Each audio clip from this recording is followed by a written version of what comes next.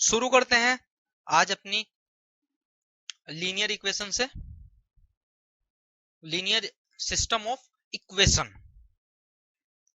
यहां पे हम देखेंगे homogeneous equation, non homogeneous equation. आपने इस तरह की इक्वेशन पहले भी देखी है, जैसे a11x1 plus a12x2 plus a33x3 is equal to b1। इस तरह की इक्वेशन आपने 12th में भी देखी है और आपने जो बीटेक किया है उसमें भी आपने देखी है। तो अगर आप इन इक्वेशन को मैट्रिक्स फॉर्म में लिखें तो देखिए मैट्रिक्स फॉर्म में इन इक्वेशंस को आप कैसे लिख सकते हैं, वो बाद में हम बात करेंगे, डिस्कस होमोजीनियस इक्वेशन और नॉन होमोजीनियस इक्वेशन के बारे में। पहले आप ये देख लीजिए कि जो आपकी, अगर आप चाहें इन इक्वेशन को मैट्रिक्स फॉर्म में लिखना तो कैसे लिखेंगे। देखिए a इज इक्वल टू, लिखेंगे, देखिए जो भी आपके x1 x2 x3 के साथ में जो कोफिशिएंट है वो सारे के सारे आपको मैट्रिक्स A में लिखने हैं। कैसे? a11 a12 a13 a21 a22 a23, इसके बाद a31 a32 a33।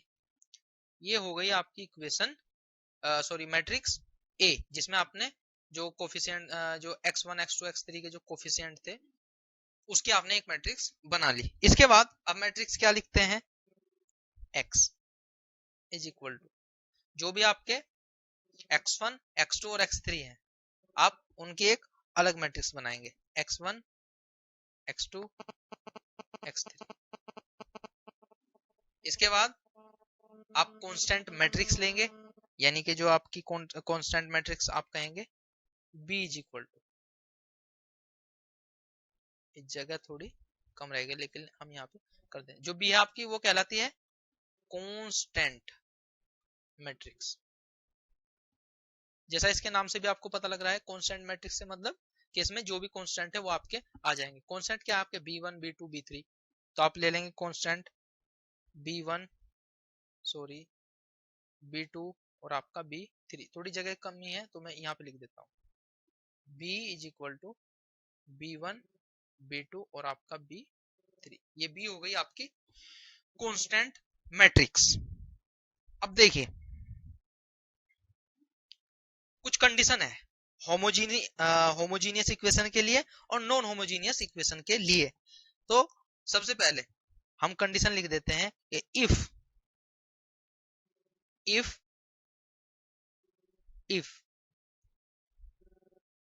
ax is equal to 0। अब ax कहां से आया है वो मैं आपको बता दे रहा हूं। देखिए ax और b अगर आप इनको कॉम्बिनेशन यानी कंबाइंड फॉर्म में लिखे तो कैसे लिख सकते हैं आप, ax is equal to b, ax is equal to b कैसे? देखिए 3 क्रॉस 3 आपका a है और आपका 3 क्रॉस 1 आपका x है। तो आपको ओरिजिनल जो b है कांस्टेंट मैट्रिक्स वो किस फॉर्म में मिली है, क्या है उसका जो रो और कॉलम की नंबर है वो क्या है 3 इंटू 1। कैसे पता लगा? देखिए 3 इंटू 3 ये मर्ज हो गया तो बचा क्या आपका 3 इंटू 1। तो ये आप इसको मल्टीप्लीकेशन फॉर्म में ऐसे लिख सकते हैं ax is equal to b। इसी का इस्तेमाल हम आगे करते हैं कैसे, होमोजीनियस इक्वेशन और नॉन होमोजीनियस इक्वेशन को डिफाइन करने के लिए। पहली कंडीशन ये है कि if ax is equal to 0,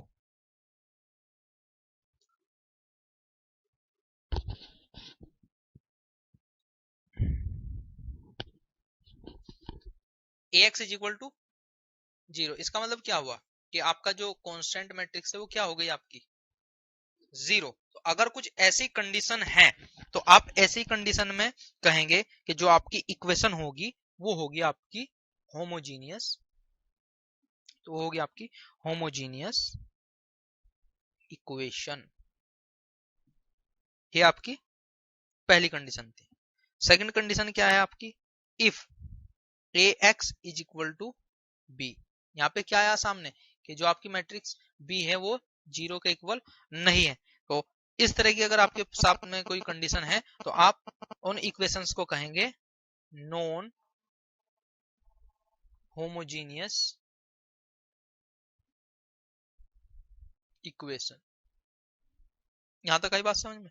तो ये आपकी पहचान है, ax is equal to 0 homogeneous equation और ax is equal to b non homogeneous equation. अब कंप्लीटली बात कर लेते हैं आपकी होमोजीनियस इक्वेशन के बारे में।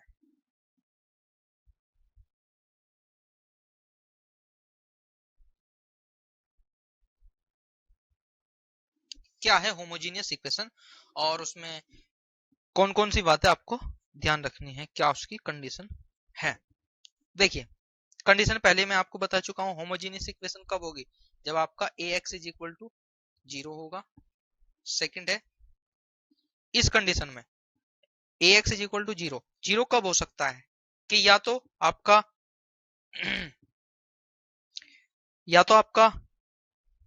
a0 हो या आपका x0 हो, लेकिन आपका जो a है, जो मैट्रिक्स a है, वो 0 नहीं हो सकती, वो 0 नहीं हो सकती। तो इस कंडीशन को हम कहते हैं ट्राइवियल सॉल्यूशन। जो कंडीशन ये है कि determinant of a is not equal to 0 but x is equal to 0, इस कंडीशन को हम कहते हैं ट्रिवियल सॉल्यूशन।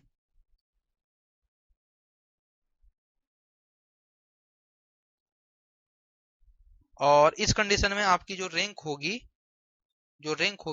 वो इज इक्वल टू n होगी। रैंक होगी आपकी row A is equal to n। n है number of unknown, number of unknown. मान लीजिए आपके सामने कोई इक्वेशन दी गई है ऐसे, a11 x1 a12 x2 is equal to 0, a21 x1 यहाँ पे प्लस है, plus a22 x2 is equal to 0। Here two case क्या है, देखिए case first, ax is equal to 0, ax is equal to 0। अब या तो a0 होना चाहिए या आपका x0 होना चाहिए, लेकिन हम कह चुके हैं कि if a is not equal to 0, अगर a 0 नहीं है और जो n क्रॉस n है कि एक मैट्रिक्स है और x आपका 0 है, तो उस कंडीशन में क्या कह रहे हैं हम कि जो रैंक होगी वो इक्वल टू n के होगी, नंबर ऑफ अननोन। और ट्राइवल केस क्या होगा,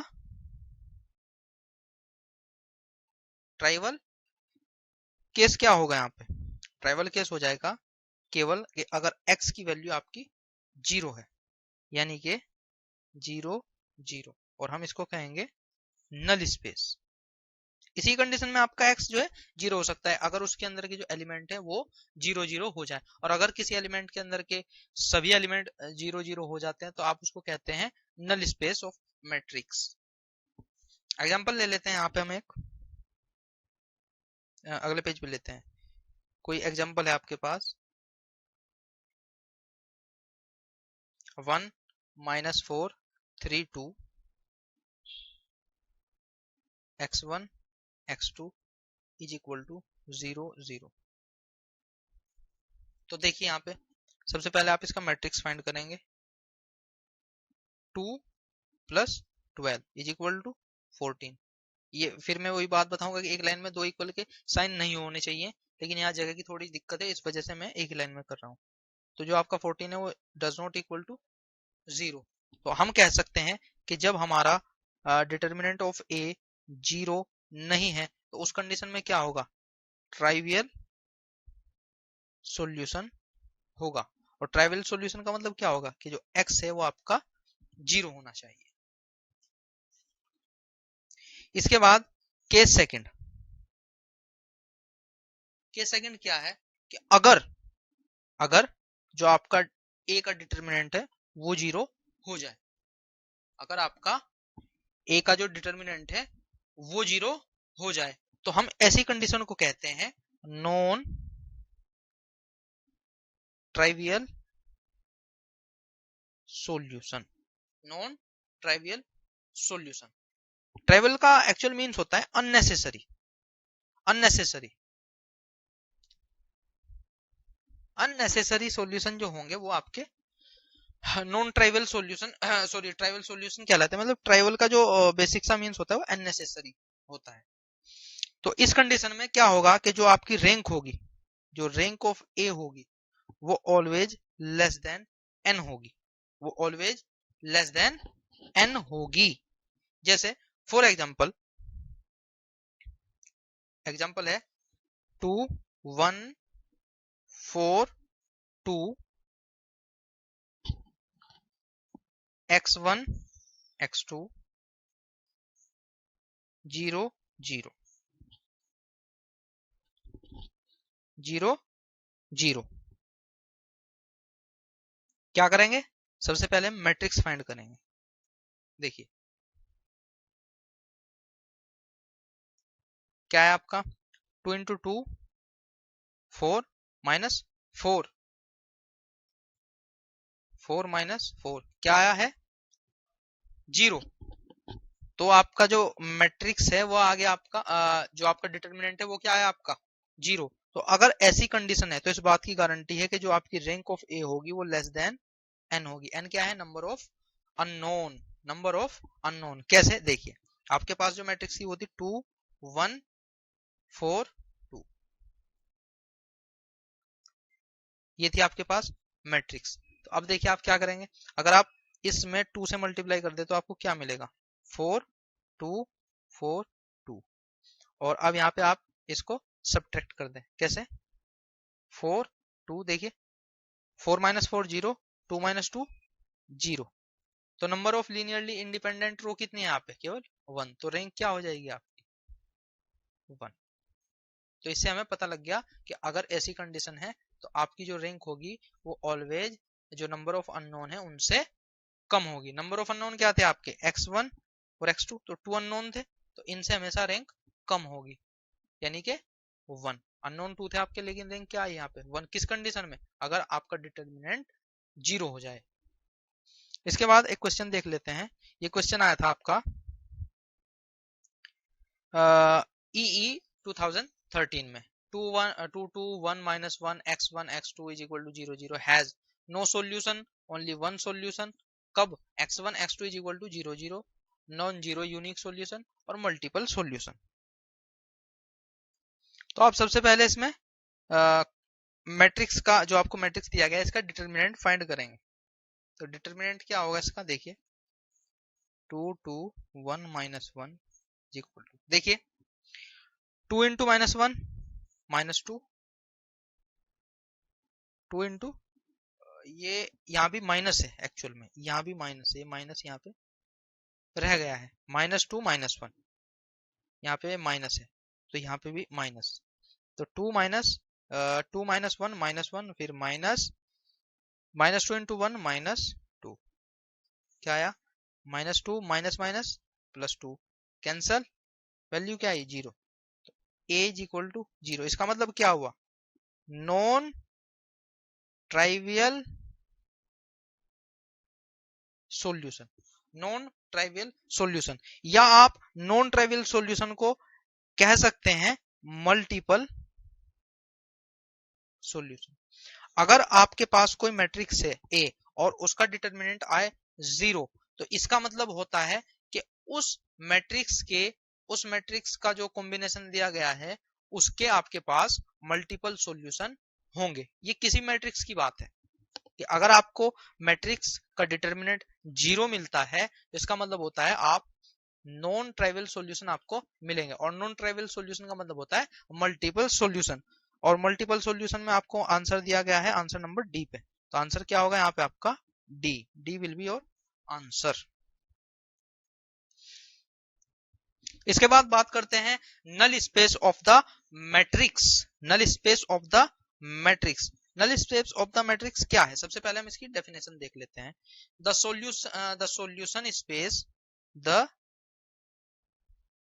solution space, the solution space of homogeneous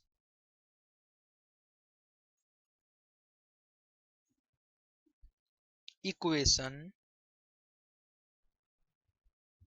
ax is equal to 0 is called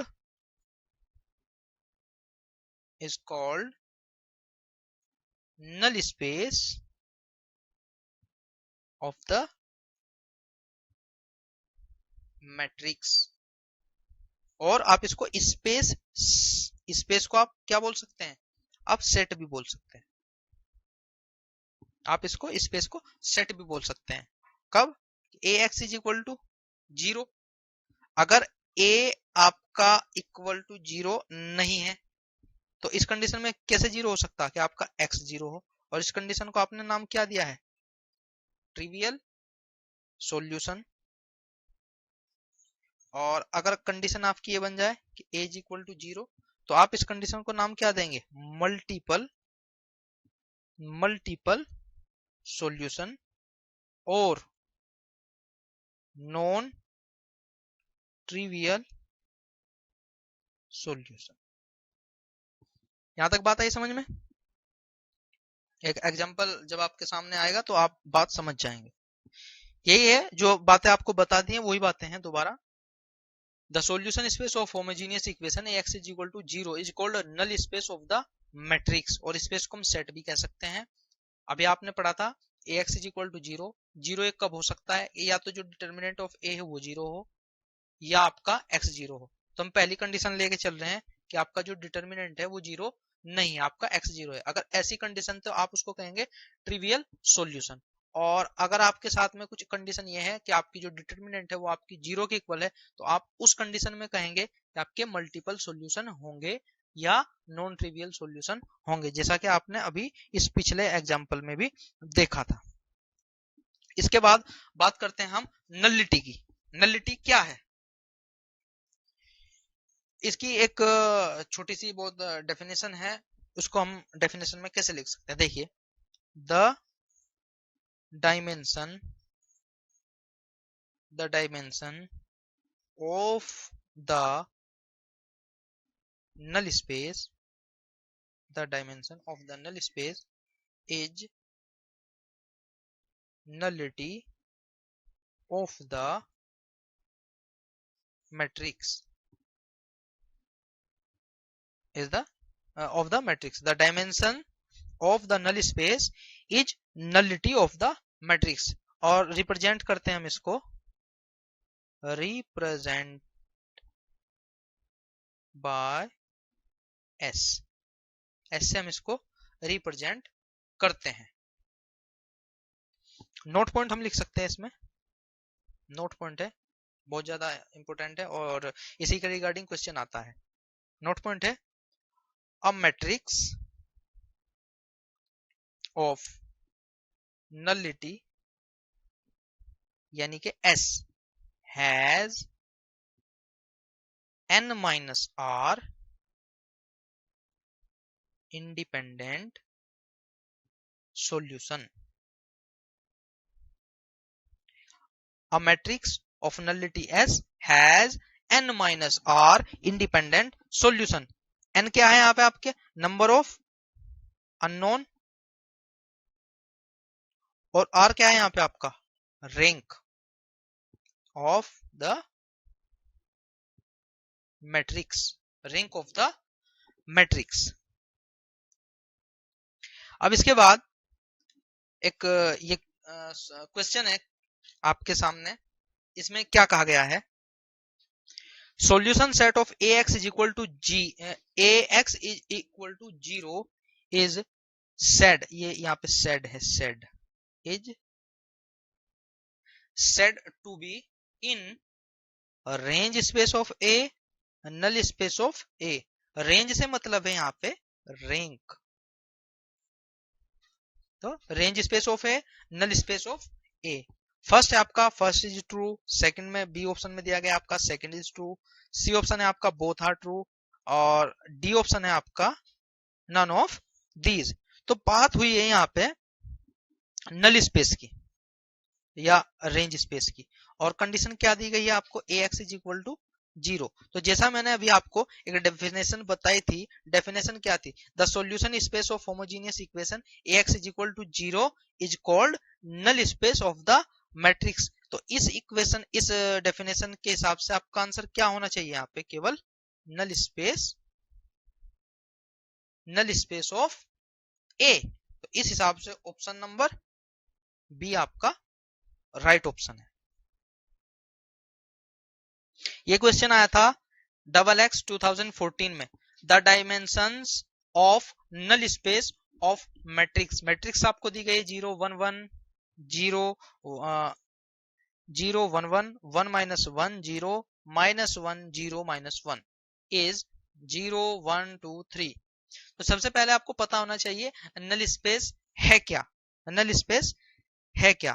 तो मैं सबसे पहले आपको बताना चाहूंगा जो मैंने अभी आपको बताया था, the dimension of the null space is nullity of the matrix represented by S, represented by S।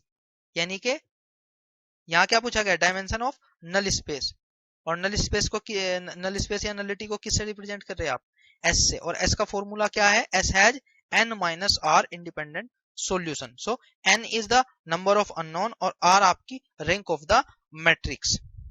अब देखिए ये है आपकी 3x3 की मैट्रिक्स। तो इसके हिसाब से यहाँ पे जो अननोन होंगे वो कितने होंगे, जो n है आपका नंबर ऑफ अननोन, या आप इसको और ऐसे भी रिप्रेजेंट करते हैं, जो आपको ऑर्डर दिया गया होगा मैट्रिक्स का, उसमें जो मिनिमम नंबर होगा, जो मिनिमम नंबर होगा वही वैल्यू आपकी n के इक्वल होगी। लेकिन यहाँ पे तो दोनों की दोनों 3 है, तो इस हिसाब से n की वैल्यू हो गई आपकी 3। बताना है आपको s का फॉर्मूला है n माइनस r, n आपके पास है 3, बस आपको फाइंड क्या करना है, r यानी कि रैंक। तो आप रैंक फाइंड करेंगे। रैंक फाइंड करने का तरीका मैं आपको पहले ही बता चुका हूं कि आपको कोशिश करनी है सबसे पहले रो इक्लोन फॉर्म बनाने के लिए। तो आप क्या करेंगे देखिए, सबसे पहले R1 और R2 को आप इंटरचेंज कर लीजिए। कैसे, 1 माइनस 1 0 0 1 1 माइनस 1 0 माइनस 1। रो इक्लोन फॉर्म क्या है आपकी, कुछ ऐसी कंडीशन, यहाँ पे एक जीरो, फिर एलिमेंट, यहाँ पे 2 जीरो और फिर एलिमेंट। तो देखिए आपकी केवल इंटरचेंज करने से यहाँ पे एक जीरो आ गई है, अब आपको यहाँ पे लानी है जीरो। तो देखिए क्या कैसे करेंगे आप, देखिए अगला स्टेप क्या है आपका, आप R3 में क्या करेंगे, R3 प्लस R1।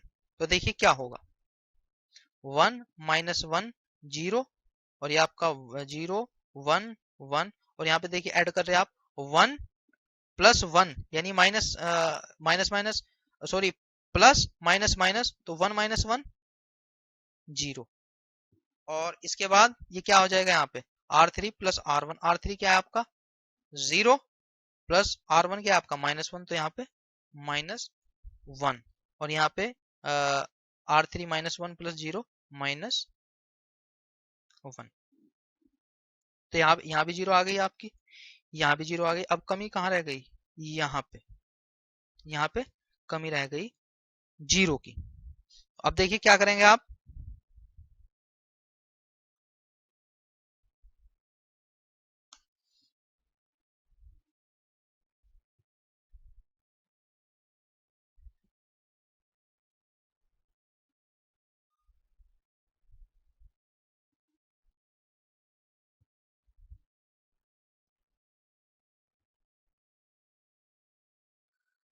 इसको आप नोट कर लीजिए। आगे जो आपकी बची हुई मैट्रिक्स है आपकी 1 माइनस 1 0 0 1 1 0 -1 -1। तो ये हो जाएगी आपकी 1 -1 0 0 1 1, और आपकी 0 -1 और -1। आपको यहाँ पे भी 0 लानी है, तो देखिए कैसे 0 लाएंगे आप। क्या करना है आपको, जो आपकी R3 है उसमें आप क्या करेंगे, R2 को ऐड कर दें, क्या आएगा देखिए, 1 -1 0 0 1 1, क्या बचा आपका यहाँ, 0 ऐड कर रहे हैं आप, 0 + 0 0, और 1 + -1 0, और यहाँ पे 1 + -1 ये भी आपका 0। तो इस हिसाब से क्या हुआ, देखिए देखिए क्या हुआ, आपके पास ये भी 0 आ गई, यानी ये कंडीशन आपकी सेटिस्फाई हो गई। तो अब आप चेक करेंगे कि आपके पास कितनी लीनियरली इंडिपेंडेंट रो या कॉलम है। तो देखिए 0 0 0 ये तो खत्म हो गई, अब आपके पास एक तो बची ये जो लीनियरली इंडिपेंडेंट है, और एक आपके पास बची ये। तो इस हिसाब से आपके लीनियरली इंडिपेंडेंट रो कितनी है यहाँ पे, 2। तो रैंक कितनी हो जाएगी आपकी, रैंक ऑफ दिस मैट्रिक्स 2, यानी कि ये क्या हो जाएगी, R। और फॉर्मूला आपका नल स्पेस का क्या है, S = n - R। n की वैल्यू क्या है आपकी, n की वैल्यू क्या है आपकी, n है आपका 3। यहाँ देखिए n क्या था आपका 3, और रैंक आपकी क्या है अभी यहाँ निकल के 2। तो इस हिसाब से 3 - 2 1, S हो गया आपका 1। आप ऑप्शन में चेक करेंगे 0 1 2 3, तो ऑप्शन क्या होना चाहिए आपके यहाँ पे, ऑप्शन नंबर बी, यही आपका होगा आंसर। इसके बाद ये क्वेश्चन है, IN 2005 में आया था, late A 3 × 3, rank of A = 2, the AX = 0 has only the trivial solution X = 0, 1 independent solution, 2 independent solution, 3 independent solution। आइए सोल्व करते हैं इस क्वेश्चन को कैसे। देखिए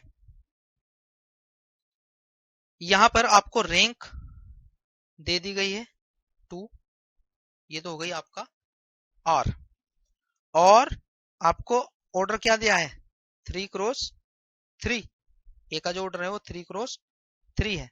तो इस हिसाब से n की वैल्यू क्या होगी आपकी यहाँ 3, और आप जानते हैं कि आपके पास जो इंडिपेंडेंट सॉल्यूशन का जो फॉर्मूला है वो क्या है, null space of the matrix वाला, यानी S = n - R। n की वैल्यू है आपकी 3, R की वैल्यू है 2, इस हिसाब से वैल्यू क्या है आपकी 1। तो S = 1, S = 1, और ऐसी होता है आपका इंडिपेंडेंट सॉल्यूशन की जो नंबर है या जो संख्या है, जो वैल्यू है वही होती है आपकी S = 1। तो इस हिसाब से आपका आंसर क्या हो जाएगा, ओनली 1 इंडिपेंडेंट सॉल्यूशन, यानी कि ऑप्शन नंबर आपका बी। इसके बाद बात करते हैं हम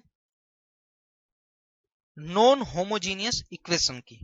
होमोजीनियस इक्वेशन में हमने जो बेसिक बातें थी वो हमने कवर की हैं। अब बात करते हैं हम नॉन होमोजीनियस इक्वेशन की। नॉन होमोजीनियस इक्वेशन पहले ही मैं बता चुका हूं, AX = B वाली कंडीशन में।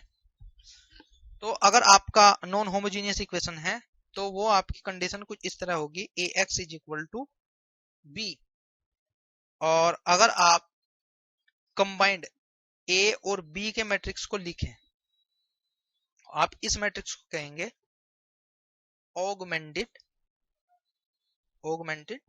मैट्रिक्स, व्हेन, जबकि जो B है आपका डज नॉट इक्वल टू 0। हम कह रहे हैं इस कंडीशन में देन जो इक्वेशन है आपकी वो होगी नॉन होमोजीनियस। B = 0 कब था, जब आपकी इक्वेशन होमोजीनियस थी। एग्जांपल A मान लीजिए आपको दिया गया है इस तरीके से, A11, A12, A13, A22, A23, A ये हो गया आपका सेकंड रो और second column, A23, A31, A32 और A33। ये आपका ए हो गया, 3x3 का है। उसके बाद आपका x है, x1, x2 और आपका x3। उसके बाद आपका b है, b1, b2 और आपका b3। तो अगर आप यहां से ऑगमेंटेड मैट्रिक्स लिखना चाहें तो कैसे लिख सकते हैं? देखिए ऑगमेंटेड मैट्रिक्स, देखिए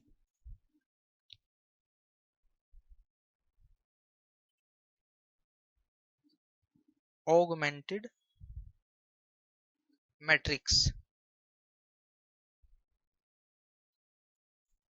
कैसे लिखेंगे? ए बी,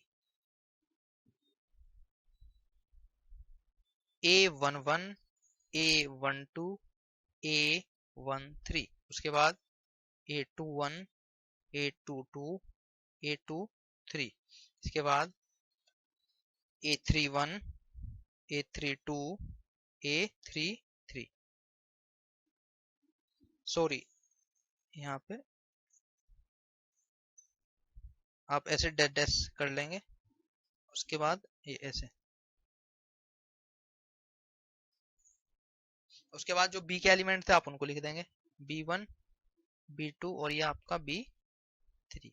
यही कहलाती है आपकी ऑगमेंटेड मैट्रिक्स, ये कहलाती है आपकी ऑगमेंटेड मैट्रिक्स। अब इसके बाद एक टेस्ट होता है, test of consistency, test of consistency. अब टेस्ट ऑफ कंसिस्टेंसी क्या है वो मैं आपको बता रहा हूं।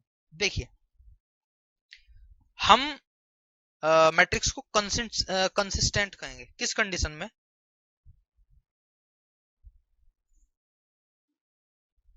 हम मैट्रिक्स को कंसिस्टेंट कहेंगे लेकिन किस कंडीशन में? कि अगर rank of augmented matrix, rank of augmented matrix की जो रैंक है वो आपकी रैंक ऑफ ए मैट्रिक्स के इक्वल होनी चाहिए। अगर ऐसी कंडीशन है तो हम कहेंगे कि कंसिस्टेंसी सेटिस्फाई, या हम कहेंगे कि जो मैट्रिक्स है वो कंसिस्टेंट है। इसके बाद कुछ कंडीशन है सॉल्यूशन के बारे में, जैसे यूनिक सॉल्यूशन, मैनी सॉल्यूशन और एक होता है आपका नो सॉल्यूशन। सॉल्यूशन ऐसे लिखेंगे, मैं थोड़ा शॉर्ट में लिख रहा हूं, सॉल्यूशन, सॉल्यूशन, ये आपका सॉल्यूशन हो गया। यानी यूनिक सॉल्यूशन हो सकते हैं, मैनी सॉल्यूशन हो सकते हैं और नो सॉल्यूशन हो सकते हैं आपकी नॉन होमोजीनियस इक्वेशन के अंदर। लेकिन सेकंड है आपकी इनकंसिस्टेंसी या inconsistent.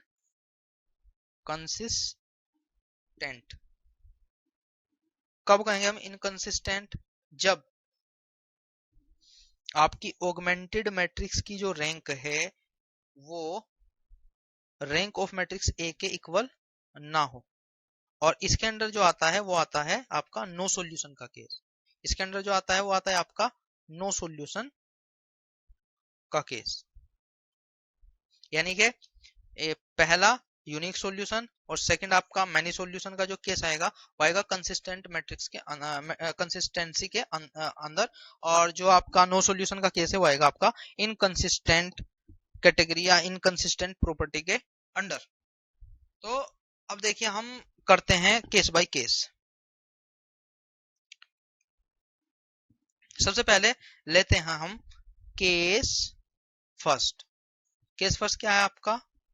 Unique solution, unique solution. Unique solution की कंडीशन क्या थी? कि आपकी जो मैट्रिक्स है वो कंसिस्टेंट होनी चाहिए। कंसिस्टेंसी मतलब क्या? कि rank of augmented matrix equal to rank of A. तो इस कंडीशन में हम यूनिक सॉल्यूशन कहेंगे। लेकिन क्या, कब? जब ये दोनों इक्वल टू एन, और एन क्या है आपका? Number of unknown, number of unknown. और फिर इसी में क्या है आपका मैनी सॉल्यूशन था, मैनी सॉल्यूशन। मैनी सॉल्यूशन कब होगा, जब आपकी मैट्रिक्स कंसिस्टेंट हो, यानी कि ऑगमेंटेड मैट्रिक्स की जो रैंक है वो आपकी रैंक ऑफ ए मैट्रिक्स के इक्वल होनी चाहिए। लेकिन इसमें क्या होगा कि जो आपके नंबर ऑफ अननोन है वो लेस देन एन होंगे यहाँ पे। तो इस कंडीशन को हम कहेंगे मैनी सॉल्यूशन या इनफाइनाइट सॉल्यूशन, या इनफाइनाइट सॉल्यूशन। ये हो गया आपका पहला केस। यूनिक सॉल्यूशन केस में जब आपकी मैट्रिक्स ऑगमेंटेड मैट्रिक्स होगी और रैंक इक्वल होगी, और इक्वल होगी नंबर ऑफ अननोन के। और मैनी सॉल्यूशन में आपकी ऑगमेंटेड मैट्रिक्स कंसिस्टेंट होगी, लेकिन जो नंबर ऑफ अननोन है वो लेस देन एन होंगे रैंक से। तो उस कंडीशन में हम कहेंगे इनफाइनाइट सॉल्यूशन और मैनी सॉल्यूशन। इसके बाद ये है आपके सामने एक एग्जांपल, और इसमें क्वेश्चन है आपके सामने, कमेंट ऑन कंसिस्टेंसी। तो आपको बतानी है कि जो सिस्टम है कंसिस्टेंट है या नहीं। तो उसके लिए सबसे पहले आपको जो मैट्रिक्स है वो लिखनी पड़ेगी। जैसे ए लिखना है आपको, एक्स लिखना है और आपको बी लिखना है। तो आइए लिखते हैं। ये देखिए, तो ए मैट्रिक्स क्या हो जाएगी, जो x1 x2 और x3 के साथ में जो कोफिशिएंट है उनका जो मैट्रिक्स होगा वो मैट्रिक्स ए होगा आपका, यानी 1 3 1 3 6 और आपका 3 -1 4 1 -4 और ये 2। इसके बाद x1 x2 और ये आपका x3 जो अननोन है, और उसके बाद b यानी कांस्टेंट मैट्रिक्स 2 9 7। कंसिस्टेंसी आपको चेक करनी है, उसके लिए आपको क्या लिखनी पड़ेगी, ऑगमेंटेड मैट्रिक्स। ये लीजिए आपने लिख दी ऑगमेंटेड मैट्रिक्स। इसके बाद 1 3 6 3 -1 4, उसके बाद -4 2, सॉरी ये हो जाएगी आपकी 1, एक मिनट, ये हो जाएगी आपकी 1 -4 2, और इसके बाद मैट्रिक्स बी 2 9 और ये आपका 7। यहां तक हो गया। अब देखिए, आपको जो कंसिस्टेंसी है वो कब चेक होती है, जब आप रैंक फाइंड कर लेते हैं मैट्रिक्स ए की और मैट्रिक्स ए बी की। तो आपको अगर रैंक फाइंड करनी है तो आपको क्या करना पड़ेगा, रो इक्लोन फॉर्म बनानी पड़ेगी। तो रो इक्लोन फॉर्म बनाने के लिए आपको क्या चाहिए, यहाँ पे 0 चाहिए, यहाँ पे 0 चाहिए और यहाँ पे 0 चाहिए। तो उसके लिए हम देखिए सबसे पहले क्या करते हैं, ऑपरेशन होगा। ऑपरेशन हम लगा रहे हैं R2 में, R2 -3 R1, और R3 में ऑपरेशन लगाएंगे हम R3 -R1। देखिए ये काम मैं यहाँ पे कर दे रहा हूँ साइड में, यहाँ पे कर दे रहा हूँ। देखिए ये ऊपर वाली रो तो सेम रहेगी 1 3 6 2। अब देखिए R2 में क्या करना है, R2 -3 R1, सो ये 0 हो जाएगी। देखिए R2 3 और 3 की मल्टीप्लाई करनी है R1 में, सो 3 × 3 1 × 3 3 और 3 -3 0। इसके बाद R1 में करनी है 3 × 3 9 -1 -9, क्या होगा -10। इसके बाद ऐसे ही जब आप कर सकते हैं ये -14 हो जाएगा, और इसके बाद ये हो जाएगा आपका 3। ऐसे ही यहाँ पे देखिए R3 -R1 1 -1 0 -7, और ये हो जाएगा आपका -4 और ये 5। सिंपल कैलकुलेशन है, आप कर सकते हैं। इसके बाद देखिए हमारे पास यहाँ पे 0 आ गई, यहाँ पे भी 0 आ गई। अब हमें कहाँ 0 लानी है, यहाँ पे 0 लानी है। देखिए इस 7 की जगह ऑगमेंटेड बनाने के लिए। तो अब देखिए हम अगला ऑपरेशन क्या करते हैं। हम अगला ऑपरेशन करेंगे, मैं जो हमारी मैट्रिक्स आई थी उसको मैं लिख लेता हूं, जिससे पीछे हमको ना देखना पड़े। यहाँ पे लिख लेता हूं मैं साइड में। ये आई थी हमारी 1 3 6 2 0 -10 -14 3 0 -7 -4 5। तो देखिए ऑपरेशन क्या कर रहे हैं हम R3 में, क्योंकि हमको R3 में यहाँ पे चाहिए 0, तो R3 में कर रहे हैं हम 10 R3 -7 R2। देखिए क्या होगा 1 3 6 2, ये ऐसे का ऐसा ही। इसके बाद 0 -10 -14 और ये आपका 3। इसके बाद देखिए क्या करें हम 3 में ये करेंगे हम 10 से मल्टीप्लाई तो 0 रहेगा, यहाँ पे 7 से मल्टीप्लाई तो भी 0 रहेगा, 0 -0 0। इसके बाद देखिए यहाँ पे करें हम 10 से मल्टीप्लाई, यहाँ पे करें 7 से और फिर ऐड कर रहे हैं तो यहाँ पे आएगा 0, और ऐसे ही आप करेंगे तो ये आएगा 58 और यहाँ पे आएगा 29। मैट्रिक्स का ऑर्डर है आपका 3 क्रॉस 4। यहां तक आई बात समझ में। अब देखिए जो आपकी रैंक ऑफ ए बी और रैंक ऑफ ए है, अब देखिए आपकी मैट्रिक्स है ये ए बी, इसकी रैंक कितनी है, आपकी रैंक कितनी होगी इसकी। देखिए पहली इंडिपेंडेंट रो, दूसरी इंडिपेंडेंट रो, तीसरी आपकी इंडिपेंडेंट रो। तो जो ए बी है इसकी रैंक कितनी हो गई 3, और जो ओनली आपकी ये वाली मैट्रिक्स है ए, देखिए इसमें भी पहली इंडिपेंडेंट रो, फिर दूसरी और फिर ये तीसरी, क्योंकि इसमें एक डिजिट यहाँ पे है 58, तो इसकी भी रैंक क्या हो गई आपकी 3। तो इन दोनों की रैंक क्या हो गई इक्वल टू 3।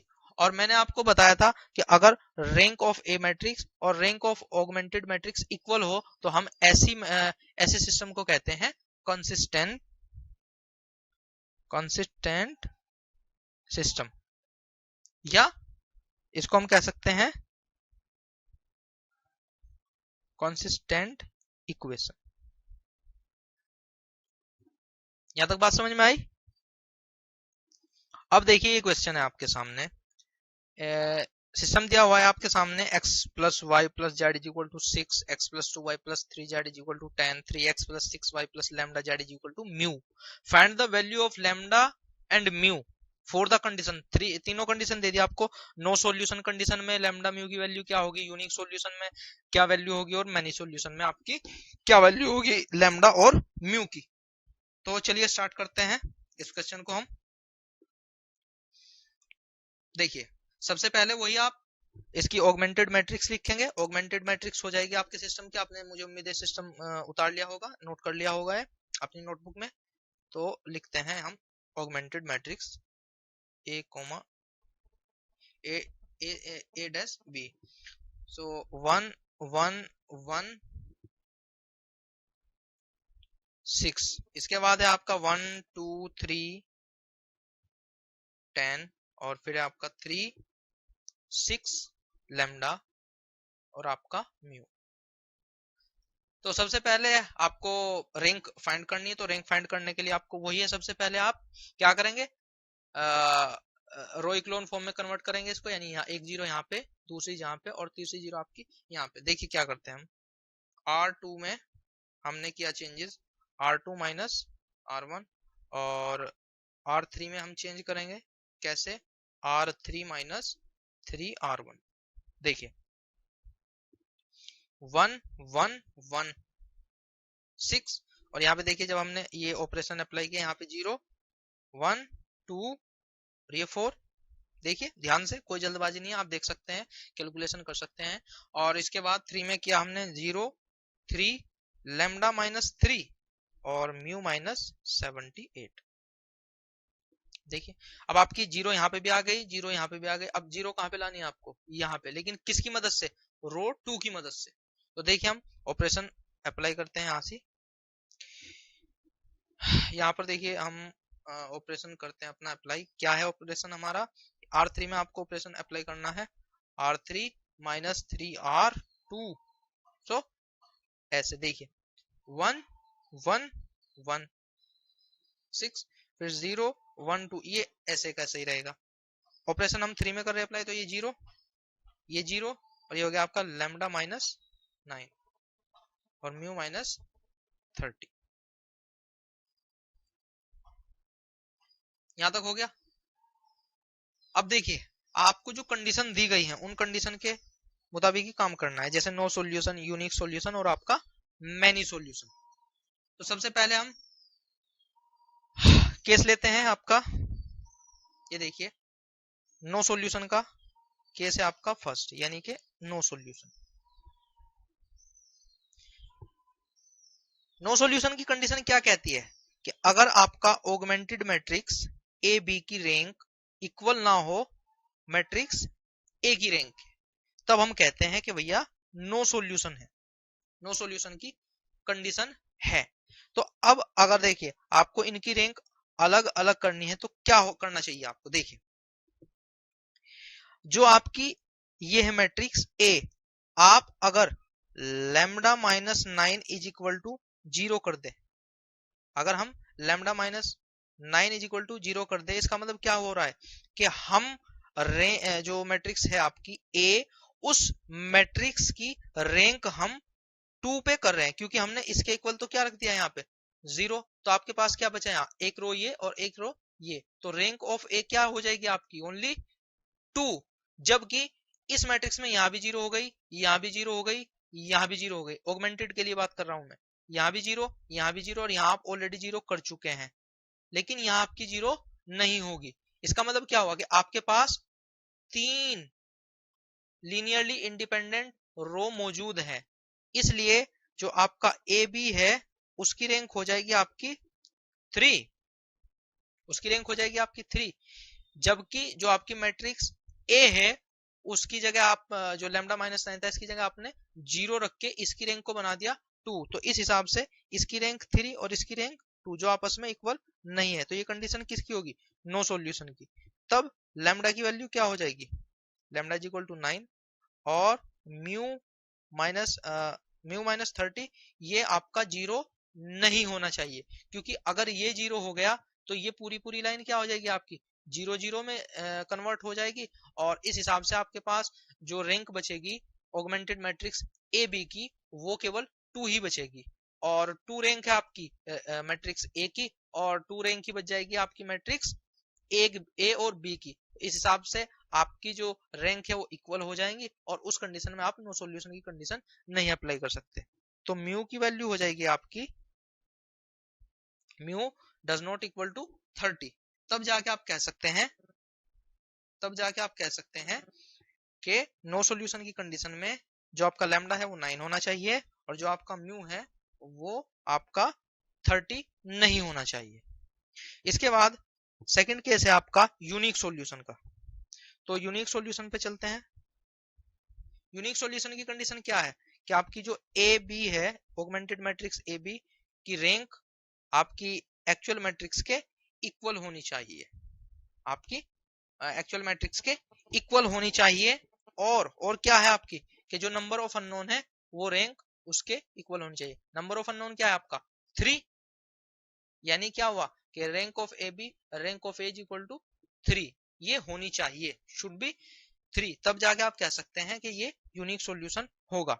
तो अगर आपको रैंक इक्वल करनी है 3 के, तो इसका मतलब क्या होना चाहिए कि यहाँ भी आपकी कोई ना कोई वैल्यू रहनी चाहिए, 0 नहीं होना चाहिए, और यहाँ पे भी आपकी कोई ना कोई वैल्यू होनी चाहिए, 0 नहीं होना चाहिए, जिससे ए बी और ए की रैंक आपकी सेम रहे और सेम में भी वो 3 रहे। तो इस हिसाब से क्या होना चाहिए कि जो लैम्डा -9 है वो 0 नहीं होना चाहिए, और आपका जो म्यू है म्यू -30 वो भी आपका 0 नहीं होना चाहिए। तो इस हिसाब से लैम्डा की वैल्यू क्या होगी, lambda is not equal to 9 and mu also is not equal to 30। ये हो गई आपकी यूनिक सॉल्यूशन, ये हुई आपकी कंडीशन यूनिक सॉल्यूशन के केस में। अब आपका केस है third last, many solution. Many solution के केस में, अब मैनी सॉल्यूशन के केस में क्या है कि जो ए बी है आपकी ऑगमेंटेड मैट्रिक्स और जो ए है आपकी मैट्रिक्स वो इक्वल होनी चाहिए, लेकिन लेस देन एन। यानी लेस देन एन का मतलब क्या होगा कि जो अननोन की जो संख्या है, अननोन की जो वैल्यू है उसके लेस देन होनी चाहिए।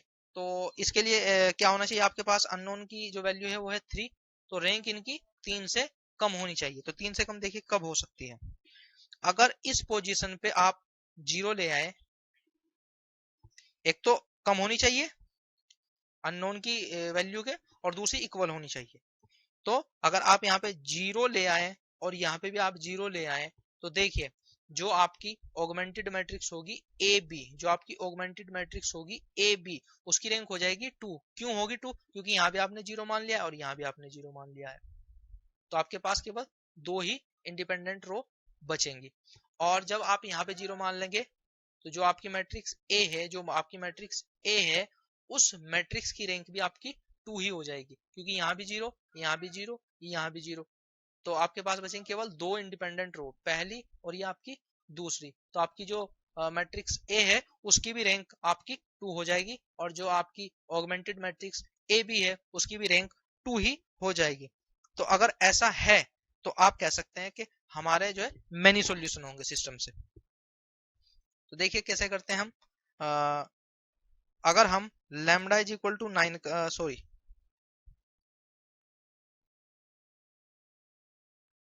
अगर हम लैम्डा -9 इज इक्वल टू 0 कर दें और म्यू -30 भी 0 कर दें, तब हम इस कंडीशन को सेटिस्फाई करा सकते हैं। यानी लैम्डा इज इक्वल टू 9 और म्यू इज इक्वल टू 30। अगर ऐसा होगा तो हम कह सकते हैं कि सिस्टम हमारा मैनी सॉल्यूशन वाला होगा।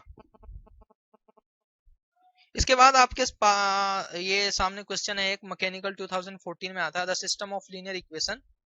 ये आपको वैल्यू दे के रखी है और पूछा गया है कि यूनिक सॉल्यूशन होगा, नो सॉल्यूशन, मैनी सॉल्यूशन, या एग्जैक्टली 2 सॉल्यूशन। तो हम इसको सोल्व करेंगे। देखिए कैसे। सबसे पहले आप ऑगमेंटेड मैट्रिक्स लिखेंगे। लिखिए ऑगमेंटेड मैट्रिक्स 2 1 3 3 0 1 1 2 5,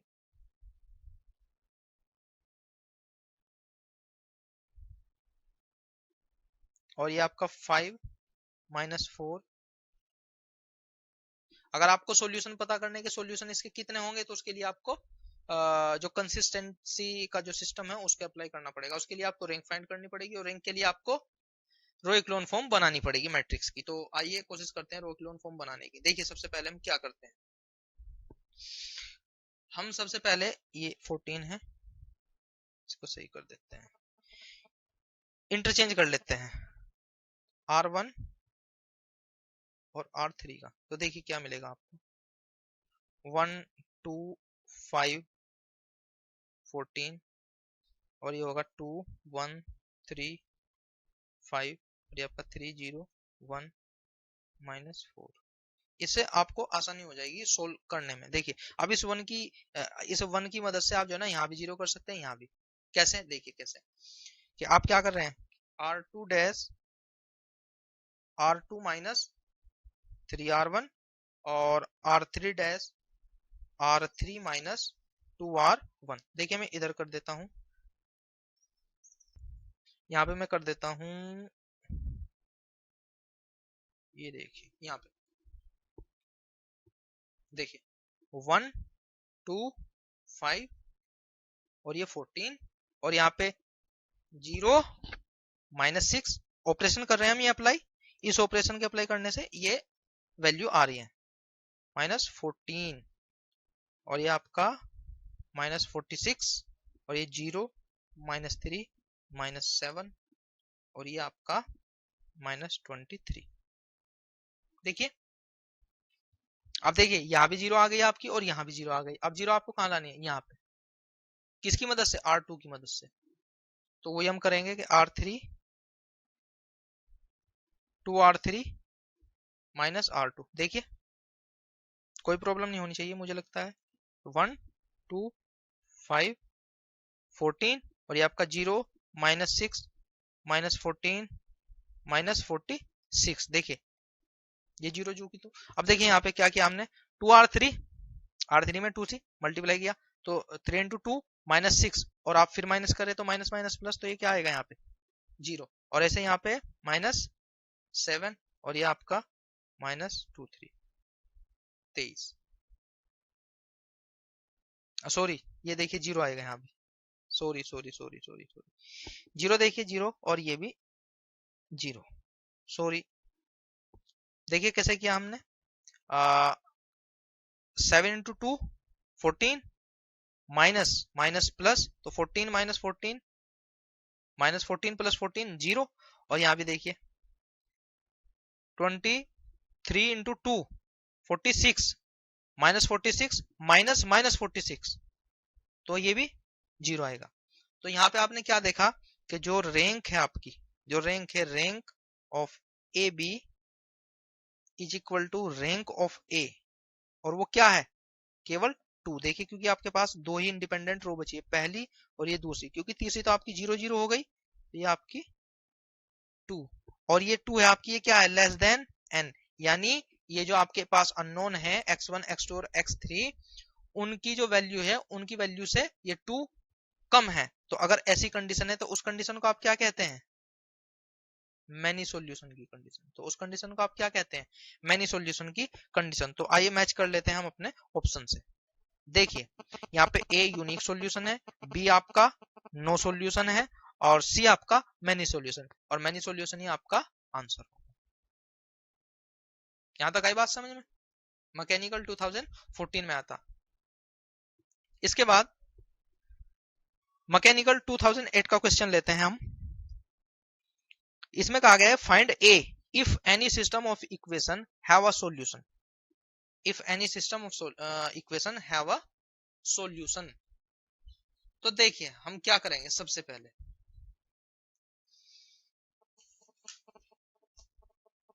वही करेंगे हम, रैंक के अकॉर्डिंग ही हम जो ना अपना काम स्टार्ट करेंगे।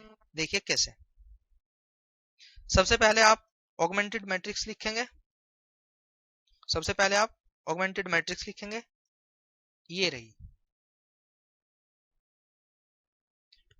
2 3 0 4 1 1 1 4 1 2 -1 और आपका ए।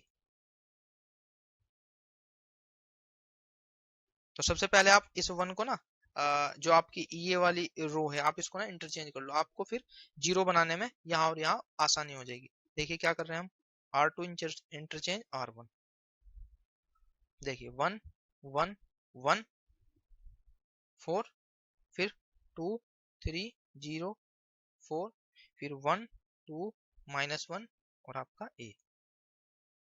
देखिए ऑपरेशन लगाए, R2 dash R2 -2R1, R3 में लगाएंगे आप ऑपरेशन R3 -R1।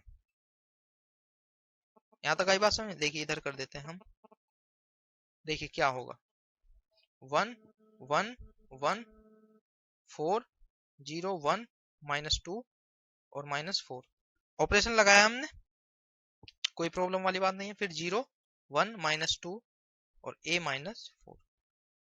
अब इसके बाद आपको यहाँ पे 0 करना है, किसकी मदद से, R2 की मदद से। तो आप करेंगे कि R3 में आपको 0 करना है, तो R3 -R2 कीजिए, 1 1 1 4, फिर 0 1 -2 -4।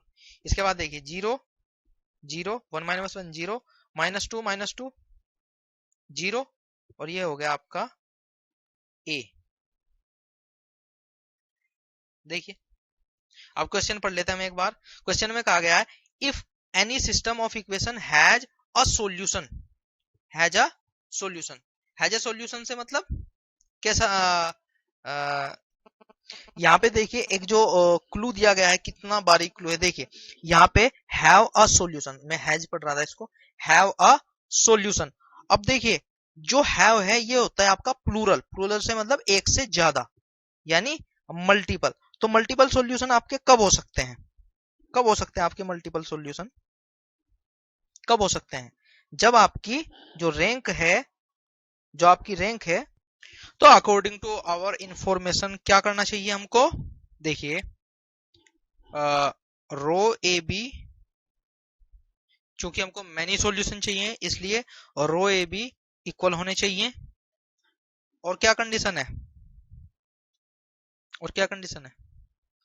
कि जो आपकी रैंक है वो less than equal to number of unknown होनी चाहिए। तो इस हिसाब से आपकी रैंक कितनी है? 2। और कंडीशन कौन सी सेटिस्फाई हो रही है आपकी? मैनी सॉल्यूशन की। तो कब होगा ऐसा कि रैंक आपकी 2 हो जाए? ये तभी हो सकता है अगर आपकी ए की जो वैल्यू है वो 0 हो जाए। तभी आप कह सकते हैं कि रो ए बी की जो रैंक है वो 2 है और वो इक्वल है और less than number of unknown है। तो अगर ऐसी आपकी कंडीशन है तब आप कह सकते हैं कि हमारे पास हैव अ सॉल्यूशन। हैव से मींस प्लूरल नंबर है, अगर है जाता तो फिर तो यूनिक सॉल्यूशन की बात होती, लेकिन यहाँ हैव अ सॉल्यूशन है इसलिए मैनी सॉल्यूशन की बात होगी। तो ए की वैल्यू क्या होनी चाहिए? 0। तो आंसर विल बी बी। इसके बाद क्वेश्चन है आपका सिविल 2007। अल्फा और बीटा की वैल्यू आपको फाइंड करनी है for infinite number of solution. For infinite number of solution. अब इनफाइनाइट नंबर ऑफ सॉल्यूशन कब हो सकता है? उसकी कंडीशन क्या है आपकी कि रो ए बी और रो ए यानी रैंक ए बी और रैंक ए इक्वल होनी चाहिए और लेस देन एन होनी चाहिए। तो उसके लिए हम क्या करेंगे? देखिए सबसे पहले आपको रैंक फाइंड करनी है तो आपको ऑगमेंटेड मैट्रिक्स लिखनी पड़ेगी। देखिए क्या है ऑगमेंटेड मैट्रिक्स। देखिए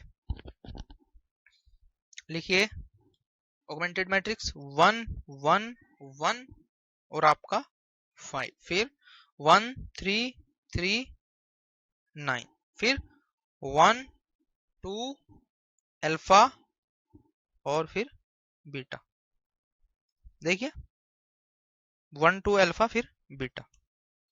रैंक निकालने के लिए आपको रो इक्लोन फॉर्म बनानी पड़ेगी। रो इक्लोन फॉर्म का मतलब यहाँ पे 0, यहाँ पे 0 और यहाँ पे 0। तो हम सबसे पहले ऑपरेशन अप्लाई करते हैं जिससे हमारा ये इस तरह का जो मॉड्यूल है वो तैयार हो जाए। उसके लिए हम क्या करेंगे? सबसे पहले R2 में आपको क्या चेंज करना पड़ेगा? R2 minus R1। और R3 में आपको क्या करना है? R3 में से सब्ट्रैक्ट करना है R1 को। तो देखिए क्या आपको मिलता है 1 1 1 फिर 5। R2 में करना है आपको चेंज R2 माइनस R1। देखिए R2 ये है आपकी और R1 ये है। R2 ये है R2 और ये आपकी R1। R2 माइनस R1 देखिए 1 माइनस 1 0 और 3 माइनस 1 2 और 3 माइनस 1 2 9 माइनस 5 4। यहाँ तक सही हो गया। इसके बाद फिर R3 माइनस R1 देखिए 1 minus 1 0 2 minus 1 1 alpha minus 1 alpha minus 1 और यहाँ पे फिर बीटा माइनस 5 बीटा माइनस 5। अब देखिए यहाँ भी 0 आ गई आपकी, यहाँ भी 0 आ गई। 0 कहाँ लानी है अब आपको? यहाँ पे। वो भी किसकी मदद से? R3 में आपको 0 लानी है किसकी मदद से? R2 की। तो क्या करना पड़ेगा आपको? देखिए R3 में क्या करना पड़ेगा आपको? देखिए 2R3 माइनस R2 अगर आप कर दें तो यहाँ पे आपकी 0 आ जाएगी। मैं इधर कर देता हूं, ये लीजिए 1 1 1 ये तो आपका सेम, फिर 5 भी ऐसे का ऐसा ही, फिर 0 2 2 4 और ये आपका 0 लगाइए ऑपरेशन और फिर यहाँ भी 0 और यहाँ पे देखिए फिर 2 अल्फा माइनस 4 और फिर 2 बीटा माइनस 14 2 बीटा माइनस 14 ऐसे 2 बीटा माइनस 14। यहां तक हो गया। अब कंडीशन क्या है? For infinite solution. For infinite solution या और मैनी मल्टीपल सॉल्यूशन के लिए क्या कंडीशन है? कंडीशन ये है आपकी कि ऑगमेंटेड मैट्रिक्स ए बी और आपकी जो मैट्रिक्स ए है उसकी जो रैंक है वो हमेशा क्या होनी चाहिए? नंबर ऑफ अननोन से कम होनी चाहिए। तो अगर आपको ऐसा करना है तो क्या करना पड़ेगा? देखिए, इक्वल होनी चाहिए और कम होनी चाहिए। तो देखिए, अगर ये कंडीशन रखते हैं आप तो रैंक होंगी इनकी क्या? 3 3। देखिए, अगर मान लीजिए आप ऐसा ही रखना चाहते हैं तो एक तो आपकी रो ये हो गई इंडिपेंडेंट, दूसरी ये, तीसरी ये, तो रैंक हो जाएगी इसकी 3 3। लेकिन आपको नंबर ऑफ अननोन की संख्या से कम ही रखनी है रैंक। तो उसके लिए आपको क्या करना पड़ेगा? यहाँ भी 0 हो जाए और यहाँ भी 0 हो जाए। तो उससे क्या होगा? पूरी की पूरी जो आपकी रो है 0 हो जाएगी और बची हुई 2 रो आपकी रैंक हो जाएगी। और रैंक की वैल्यू क्या होगी आपकी? पहली रो, दूसरी रो, तो दो वैल्यू जो रैंक की होगी वो क्या होगी? 2। और 2 आपकी नंबर ऑफ अननोन से कम है। कैसे? देखिए, अगर आप 2 alpha minus 4 is equal to 0 कर दें और 2 beta minus 14 is equal to 0 कर दें तो देखिए क्या होगा? यहाँ भी 0 और यहाँ भी 0। तो रैंक क्या होगी आपकी? देखिए, ए बी की रैंक क्या हो जाएगी? 1 2 2 हो गई ए बी की रैंक ऑगमेंटेड मैट्रिक्स की। और जो आपकी मैट्रिक्स ए है उसकी भी क्या हो जाएगी? देखिए, पहली रो और ये दूसरी रो जो इंडिपेंडेंट है, पहली और ये दूसरी, इसकी भी रो क्या हो जाएगी आपकी? 0। तो इसकी भी रैंक क्या हो जाएगी? सॉरी, 2। तो दोनों की रैंक हो जाएगी इक्वल और किससे कम होगी? नंबर ऑफ अननोन से। तो वो कंडीशन क्या है आपकी? अगर 2 alpha minus 4 is equal to 0 हो जाए और 2 beta minus 14 is equal to 0 हो जाए तो इस हिसाब से अल्फा की वैल्यू क्या होगी? देखिए, 2 और बीटा की वैल्यू क्या होगी आपकी? 7। ऑप्शन में मैच कीजिए, 2 7। अल्फा अल्फा और फिर बीटा। तो अल्फा है आपका 2 और बीटा है आपका 7। देखिए 2 7 कहाँ पे? ये रहा, देखिए ऑप्शन नंबर ए। तो ऑप्शन नंबर ए होगा आपका आंसर। तो इस तरह आपका ये लीनियर सिस्टम ऑफ इक्वेशन आपका यहाँ पे एंड होता है। और हम अगली क्लास में मिलेंगे। आज के लिए इतना काफी है। अपना समय देने के लिए बहुत बहुत धन्यवाद।